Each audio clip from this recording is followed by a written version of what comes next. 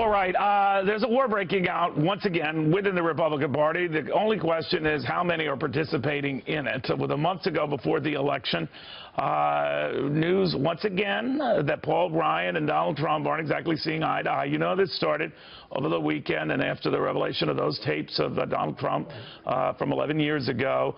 A lot of establishment figures in the party said, you know, we can't deal with you. We certainly don't want you at a Wisconsin party event. And then Paul Ryan adding to it by saying, I'm going to work to reelect House Republicans, but I can't really be bothered with the presidential side of this ticket. That got Trump upset. He went back and just more or less said, well, nasty stuff. They both did.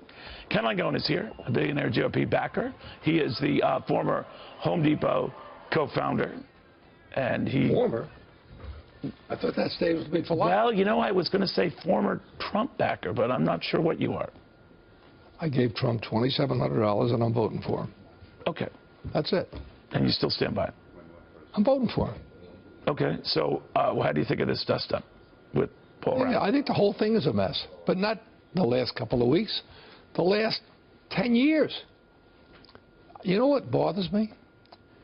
Trump is not the issue. The issue is the anger of the American people that they would embrace Bernie Sanders the way they did and that they would embrace Donald Trump the way they did. Like it or not, Trump took out 16 establishment people. He did indeed. Okay? There's a message here. The message is the American people are fed up and disgusted. And you know what? So am I. We need term limits in America in the worst way we can get it. So when this tape came out, I don't know what your thoughts are, but a lot of those guys, the establishment guys, you know, you've heard, you know, the John McCain's and others who came out and say, Senator Sass, and on and on. Enough, enough. Let's focus on congressional races. We can't deal with him. You say? I say, first of all, I've been in locker rooms. I've been in golf courses with all men. I've never heard that kind of language used, ever. What do I say about that language? It's disgusting. Absolutely disgusting. There's no excuse for it. What I say is let's worry about what's right for America. The last 8 years have not been good for the middle class in America. Not good at all. The numbers speak for themselves.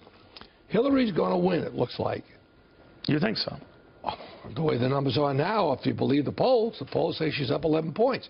The fact of the matter is, let's assume she wins, what would it be, 59 to 39, 59 to 41, something like that? Be a big electoral win as well. Guess what?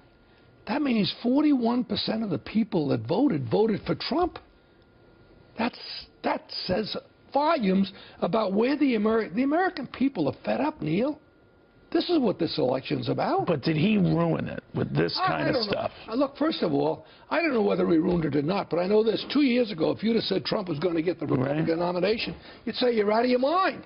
Well, he got it, and he took down Bush, Kasich. Think of all the names. Oh, no, no doubt. But, you know, even a lot of those people, the same ones who support him, like Chris Christie, who you supported originally, he was even critical of the way Donald Trump apologized for this. I want you to listen to this. It is completely indefensible, and I won't defend it and haven't defended it.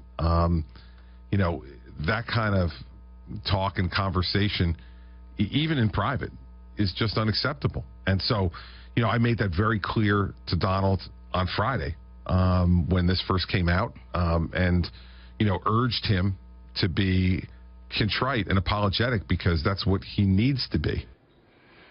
All right, well, it's done, right? And now the issue is... And by the way, I'll say it again. Yeah. I have never heard such vulgar, disgusting words in my life as he uttered when he did it 11 years. I don't care when he did it. Right. He did it. Do you think it speaks of his character? Someone leaping on this, if this is the character of our nominee, then it's a bad thing. Well, what about the character of the President of the United States with a young, starstruck woman engaging in perverse sexual activities? You're talking about Bill Clinton. I'm talking about Bill Clinton. I'm talking about Bill Clinton. So what did you think of Donald Trump inviting these women, not Monica Lewinsky, to the debate? I don't know what the point was. I wouldn't have done it, but I don't know what the point was. His point was to just say that. The word, I say this stuff. Yeah. I say this stuff. her husband did this stuff. I'm not parroting Donald Trump. I'm saying to you that what Bill Clinton did, okay, tells us volumes about where the standards of the American people are now. I can't believe Trump got as far as he did, but I can't believe she got as far as she did. But we're here.